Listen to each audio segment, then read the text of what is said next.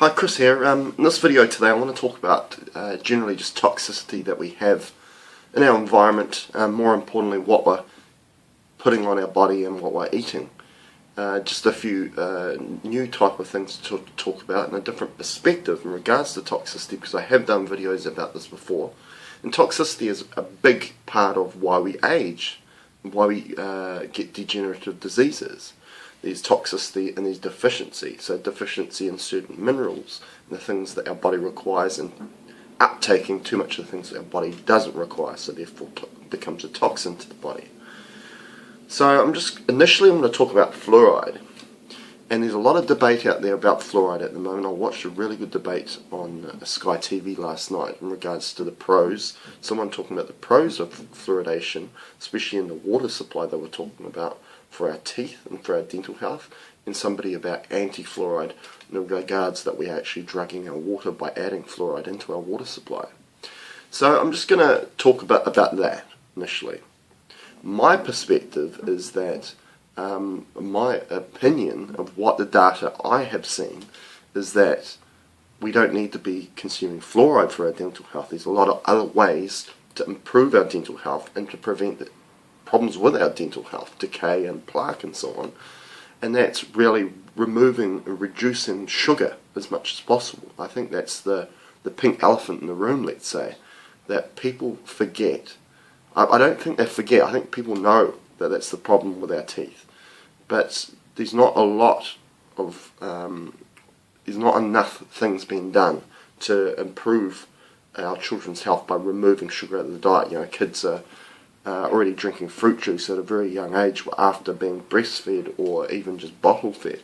Usually that's the first thing they transition to, where they're not being explained the importance of drinking water instead. And also in regards to fluoridation of the water, well, I just think the whole concept's wrong, because we're not giving the people a choice.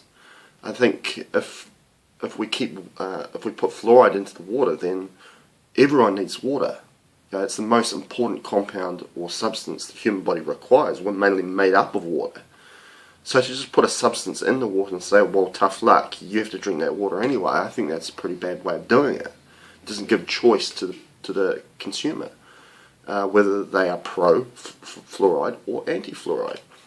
So I think, there was stats, I think it was 96% of the world at the moment, their water supply, the fluoride's been removed out of it, and there's only 4% now of the population worldwide that still fluoridates their water. So it's definitely going in the right direction with fluoridation of our water supply, which I think is a great thing.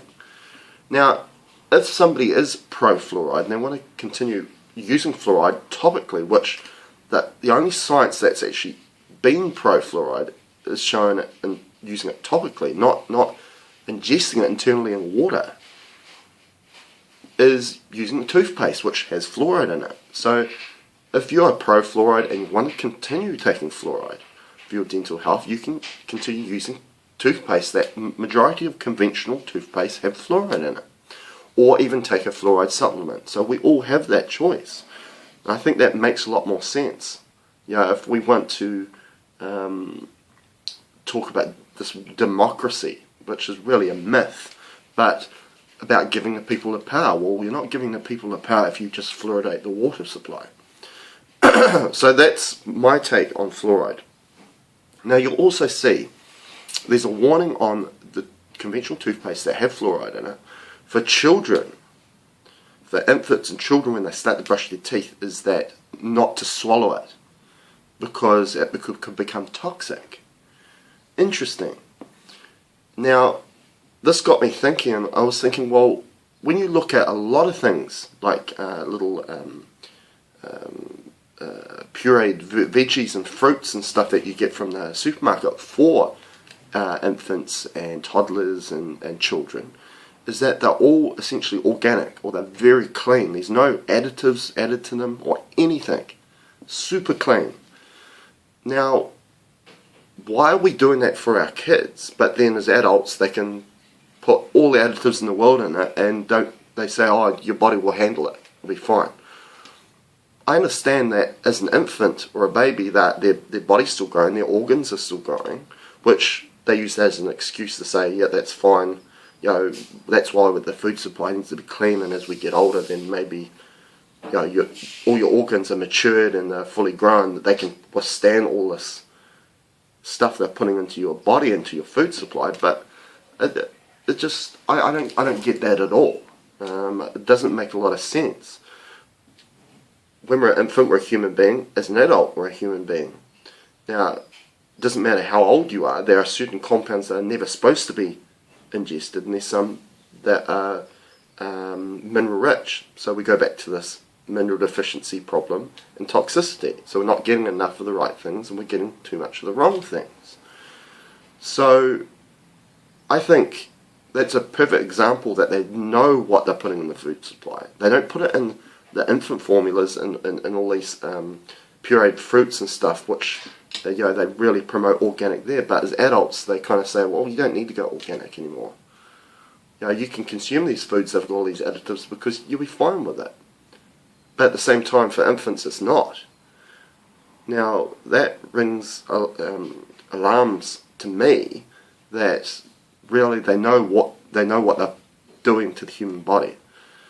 And they get away with it because a lot of these additives that they put in the food supply that won't poison you on the spot or on that day. But after days, after weeks, after months, after years of consuming food products with these additives in it, we accumulate these things which will eventually become a degenerative disease. But when you get diagnosed with a degenerative disease within our medical community and medical system, we get told, oh, you've got arthritis. They don't go back further than that, say, well, you've got arthritis because of this and this and this and this and this. They just say, oh, you've got arthritis, take this supplement. Sometimes it can be, but most of the time a pharmaceutical. Take this painkiller to relieve the symptoms of the arthritis. But they're not really talking about what caused that arthritis. And a lot of the times what are causing these degenerative diseases are these things, these additives in the food supply that we're never supposed to consume. And it gets lodged in our body don't know what to do with it. And we accumulate it over time. And that's how all these food industries get away with it. Okay? Because now, what you'll find, if you really clean your diet and be very health conscious about all the ingredients that you're consuming within the food products that you consume, stay away from these food additives, that your body will become a lot cleaner. And after a period of time, you go back to that food source that you had no problems, you had no symptoms whatsoever that you fought at the time. You consume that product, you'll notice that how different it tastes, and you'll get headaches, you won't feel as well after eating it. It's because your body is now all of a sudden at a place where it's nice and clean and you're adding a product or ingredient that was never supposed to be in the body, and it's causing problems and you're feeling it on the spot. Believe me, I have been through that with cleaning my diet of all these additives and these things that are not supposed to be in the food supply, and all of a sudden I don't even need to look at the ingredient list on it now. If I consume something, I can tell whether it's got additives and chemicals in it or it's actually real food. And I think the majority of the population out there have forgotten what real food actually tastes like. Because, for example, food additives like flavor enhancers, MSG, yeast extract, they hide it under a number of names to get away with it. Because they know they know MSG. People kind of know what MSG is now, so they hide it under yeast extract and flavor enhancer, 621, 635, 627, 631, all these numbers. Now they're chemicals to make that flavour, that food be a lot more flavoursome than it is.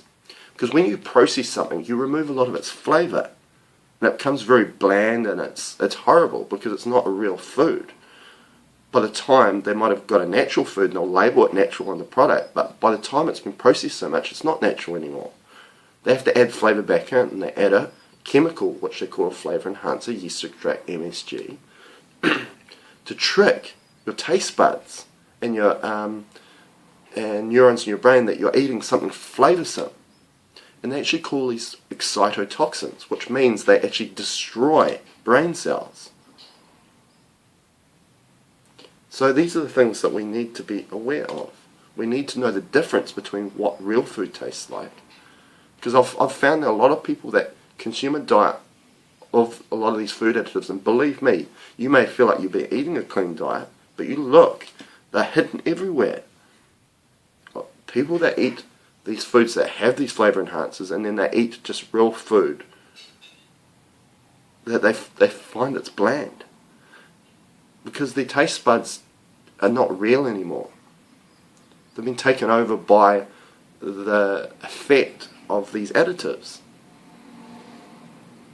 And a lot of genetically modified organisms are within these food products, well, which is not a good thing because they disrupt and mutate our DNA, which is not a good thing to do at all. So anyway, I thought I'd just talk about this in regards to toxicity, and that video or that discussion last night about fluoride was definitely a really good one. For a guy called Paul Connett, he's a professor, and he goes around the world talking about the dangers of fluoride and helping communities to remove the fluoride out of their water supply. So check him out, and yeah, thanks for watching. Post any questions below on my Facebook page or my YouTube account or on my website at trulyholistic.net. Thank you.